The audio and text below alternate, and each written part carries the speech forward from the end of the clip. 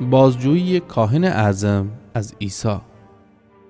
پس کاهن اعظم از عیسی درباره اون شاگردان و اون تعالیم بپرسه. عیسی جواب بده من با دنیا آشکارا حرف بزم و همیشه کنیسه و معبد میان که یهودیان اوی جمع بیدی تعلیم بدم و چیزی مخفیانه نگفتم. چرا از من بپرسی؟ از اوشنی بپرس که می حرفانه بشنوستیدی. اوشن بهتر دانیدی که من اوشنه چی بگفتم.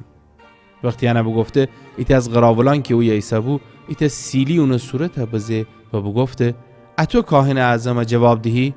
عیسی جواب بده اگر خطا بگفتم برمی خطا شهادت بدن، اما اگر راست بگفتم چرا مرا زنی؟